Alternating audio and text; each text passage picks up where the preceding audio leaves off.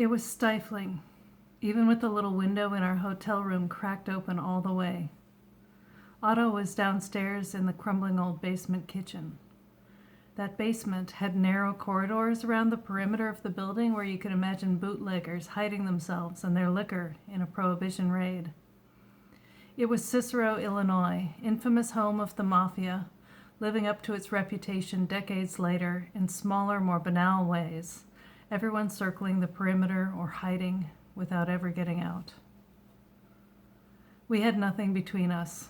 Otto had his job and free rent at the hotel. I had $150 for which I had to beg my mom over the public phone in the hotel hallway. I tried to give her a good reason I needed the money, but when she sent me the check, she told me not to worry, just to spend it however I needed it most. I got the check cashed and stashed it in a dresser drawer.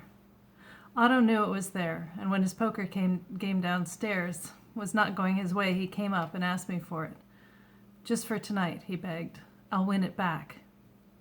I was furious, but gave in, even though I didn't know when I'd have any money again. It was hot in our room, and I needed a breath of fresh air desperately. If you had ever told me I'd end up in a transient hotel in Cicero, Illinois, I wouldn't have believed it. I wouldn't have understood at all what that meant. 3 summers before, I had gone with a church group in Kansas City to volunteer for Habitat for Humanity. I visited churches and soup kitchens, shared simple meals and sincere empathy with the downtrodden, and yet with the relief of knowing I'd never have to walk that path myself. But I've always been too optimistic, always asking myself, how bad could it possibly get, while circling the drain on another failed impulse. I made all kinds of assumptions and got them all kinds of wrong. On the surface, we had seemed like a good match, Otto and I. We met at the beginning of my freshman year at the University of Illinois in our German class. He was a nice guy, a junior, a straight-A student in economics, genuinely trying to better himself. He had grown up in a nice suburban Chicago home with nice suburban Chicago friends whose Italian mothers all loved him and sent him home with jars of homemade giardiniera. He was smart and hardworking, living nearly rent-free as the property manager of his small 7-unit apartment building. He seemed very promising. I was the one you'd think would be trouble. I was a punk rocker poet, already having survived a couple of major depressions in my life. Heading off to college, things were looking up for me, though. I started to wonder if poets required tragedy, or if I could just be happy instead. We became study partners, and soon after that, lovers. I fell so hard for Otto, I left his place in a love-struck daze, and forgetting to look up, I rode my bike full speed into a parked car, resulting in 3 stitches to my lower lip. Otto was sympathetic and kind, kissed me despite the stitches, and next thing you know, we were both in far too deep. Within 2 months, I had moved into Otto's garden apartment. We got high a lot, argued about whether or not it was okay to love John without at least respecting Yoko. I was Team Yoko all the way. Otto played guitar, we strolled over to the Illini pub for many rounds of euchre, and I struggled on hangover mornings to keep up with school. One semester, we spent weeks talking through Otto's assignment for a literature class, comparing Dante's Divine Comedy and Cervantes' Don Quixote. Otto wasn't sure where to go with his paper, and I was keen to help. It all seemed heady and interesting in the way I expected college to be, and we seemed so well suited to each other in that place and time. But Otto had a darker history.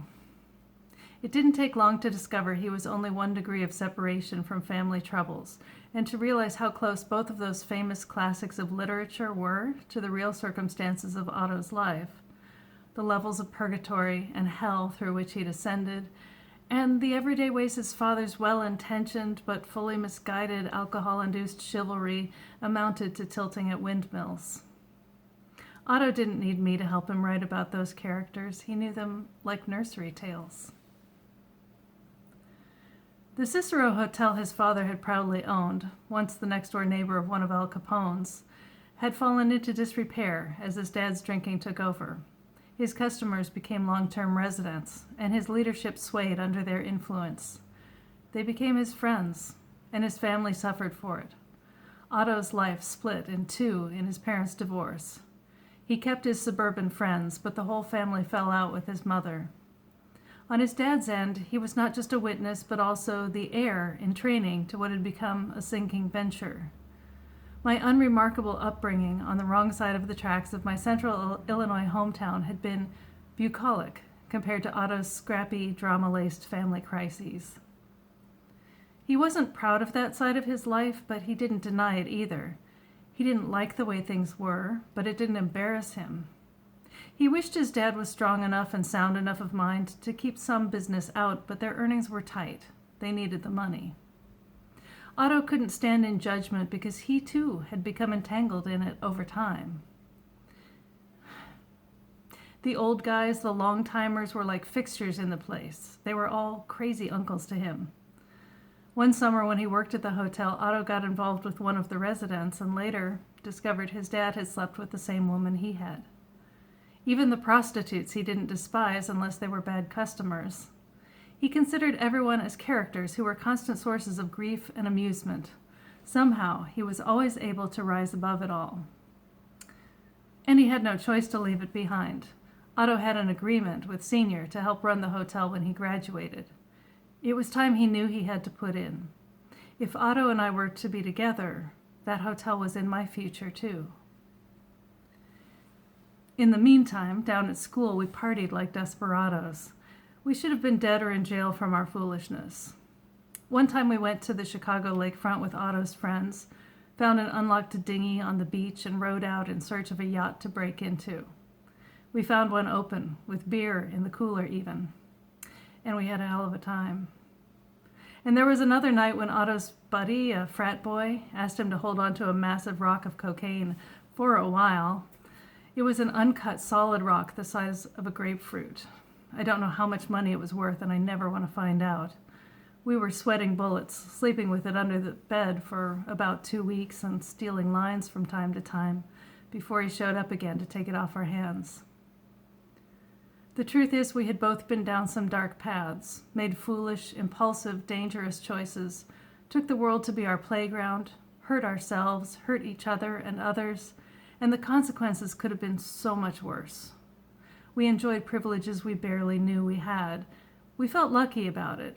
Even in our darkest hours, we always knew there was nowhere for us but up, and while we struggled for sure, we did enjoy our crazy lives together for a while. In one of my all-time favorite documentaries, The Cruise by Richard Linklater, real-life protagonist Timothy Speed Levitch describes his personal philosophy of cruising as pure liberation, unstuck and unfettered by the rules, mores, and bureaucracy of banal society, while anything blocking the path of such liberation is the anti-cruise. Otto and I were cruising hard. I wasn't scared for my life, although maybe I should have been. Instead, I was scared of consequences. I was afraid of accountability. We made out like the Brat Pack, the Robert Downey Jr.'s and Demi Moores. We were thieves and liars, drug abusers, underage drinkers, little college baby assholes. I want to tell you we weren't assholes, but the stories speak for themselves. No matter how much we loved each other, laughed together, sang and played guitar, forgave the sins of lesser minds and weaker imaginations, at the end of the day, we were two stupid, reckless kids who were no better in our college years than anyone in Cicero, any time, in that cesspool of human misery that held all of Otto's family's fortune and misfortune equally. At the beginning of my second semester at the U of I drove down to Mardi Gras with 3 friends on a whim, and I lost my fucking mind for a while. I didn't go back to school after that. I lost all motivation and withdrew. Eventually, I picked up a gig as a waitress. When Otto graduated, bound to fulfill his obligation to his dad, he moved up to Cicero and took a free room at the hotel. Still in love, more or less, on and off, and with no other immediate prospects for my future, I decided to join him there. How bad could it possibly be? I asked myself. I had tried to get a job, but I didn't know the city at all, and given the whole area felt sketchy and inhospitable, going too far in any direction felt like a risk. I went to a diner about half a mile down Cermak Road and asked for a waitressing shift. They looked at me like a complete foreigner, but I didn't understand why. I loved diners and coffee, grilled cheese sandwiches, mashed potatoes, iceberg lettuce wedge salads with a couple of shreds of carrot and a drizzle of French dressing, and chocolate pudding for dessert. I worshipped diners, and I had experience. They gave me the job, but I only lasted one day, because I wasn't from around there, and they didn't understand why I would want to stay. I didn't know their regulars, and I didn't know them. It wasn't enough that I knew diner culture, was versed in senior citizen menus and the virtues of a fresh pot of joe.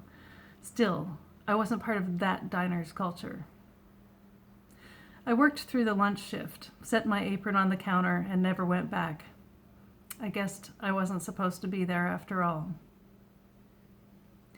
There are some pockets in the biggest cities in the world that are more isolated and provincial than any backcountry farm town. And within those pockets, there are sub-pockets, separate cultures that walk the very same streets but don't recognize each other. I walked the half-mile back to the hotel and stepped into a place where I was at least seen, but still not recognized. Like there was no frame of reference for anything I might have been or experienced before I walked through those doors. I had some status as Otto's girlfriend, but I was a complete mystery to the other residents. Otto was completely at home in this scene. He was the owner's only son and rightful heir. He was the golden boy they knew would make it out of there, but he was still theirs. I was some princess locked up in our room, only coming out to get the hell away from there. I never went down to the end of any of the long halls, never ventured upstairs, never sat and chatted at the front desk, fixed a toilet, painted a room, or cleaned up after somebody's sickness or death. I never negotiated rent paid with government checks or government cheese, food stamps, gambling winnings, IOUs, or the offerings of pay-by-the-half-hour prostitutes and addicts. I wasn't one of them, and I didn't want to be, even though I lived in the same sized room and ate the same government cheese. Only sometimes Otto and I dined like royalty in Dominic's room when he had enough steak for 3.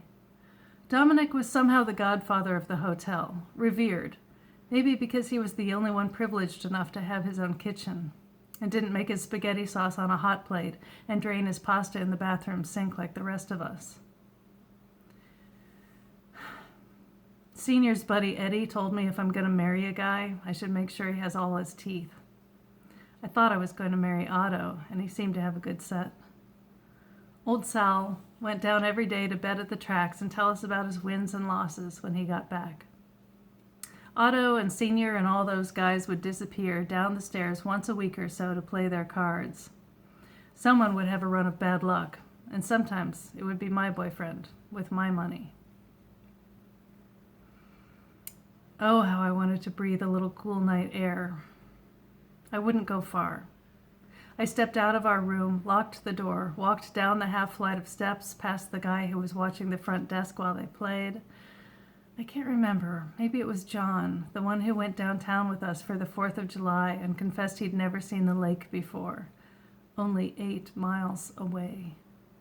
I was so gobsmacked at the thought of being that landlocked, not even landlocked, thought-locked. I reached for the door and stepped out into the night. Despite the smell of still warm cement, the car exhaust, the omnipresent sweet, greasy odor of fallen hot dogs and their fixings, the scent of feral cats, rat-poisoned vermin dying in dark corners, and birds grounded, unable to manage flight, there was a faint, hopeful breeze drifting over the anemic dry grasses in the empty lot where addicts dropped their needles, broke liquor bottles in celebration or despair or sheer lack of care. There was the slightest hint of something redemptive and fresh. I wouldn't go far. I'd stay on the sidewalk, in the light. I knew it was a risk. Summer night air in my lungs at last. It was the slightest hint of cruise, but I'd take it. Just at the moment I was beginning to feel free of that place, a car slowed down and pulled up beside me. The man inside gestured for me to come over, expectantly. I knew exactly what he was expecting. Suddenly I was conscious of how I was dressed and how I walked. I avoided betraying any reaction, turned the other way, retraced my steps, took one last breath, and scurried back into the light at the front of the hotel. felt the handle of the door with relief, pulled it open, and I was in again. I walked back to our room, back to my exile, and settled next to a fan. Better to be the mysterious princess of a castle in ruins than out there, mistaken for a common prostitute. In the morning, I found the one child who lived in the building hanging out in the hotel lobby, which was furnished with only a couch, a vending machine, and an ashtray. She had wild, dirty red hair and tired eyes. She had probably been sent out by her parents, who were addicts, of what I never knew, to give them some time alone in their room. Poor girl, maybe 6 or 7 years old. I had a copy of Winnie the Pooh and I brought it down to read to her. I ached to fill her head with anything and everything that was not that place, to have her imagine anywhere else in the world that life could take her. Not long after that, I broke free. I went back to college in the city and cruised along the lakefront whenever I pleased. I learned to love the most esoteric and inaccessible films in the history of cinema, smoked cigarettes on the L platform after practicing modern dance, and kept at writing, but only ventured at poetry when it hurt too much not to. I worried that Otto would be stuck in Cicero for years, getting too comfortable, too drunk, and never getting out, or at least never losing the mindset of that place. But I was very wrong. Otto kept on, kept pushing up and out through the many levels of hell and purgatory and beyond. He is now probably the most successful man I've ever left behind, and I've changed his name because I suspect he never thought anyone from that far back would find the words to tell this story. But I shouldn't assume he hasn't told it himself. Years later, when he was already pretty far up his professional ladder, he told me how he'd befriended the janitor at the facility he managed. Of course he did. To this day, I'm sure he's friends with his housekeeper, knows his mechanic by name, and jokes with his landscapers. While he had bettered himself, Otto never thought of himself as better or more virtuous than anyone else. Maybe luckier. Even as a stoner, a drunk, he was a favorite son, whose loved ones were as flawed as anyone, manipulative, Machiavellian, hungry, sick with their addictions, weak and powerless. Otto faced those demons every day and never hated anyone for their struggles. They were his family, and he was loyal to them, even as he knew he'd do everything in his power to get away. The truth is, I couldn't take more than a few months in that place. There was no agreement, no set time how long it would be before Otto would say his obligation had been met. A month for me in that exile felt like eternity. I never felt so crushed by a lack of possibilities, and I couldn't see how Otto would ever escape that world without being saddled forever to the identity of it. I am pleased to know I was wrong about him. It's a good reminder to check your assumptions. There are many acts to this play we're in.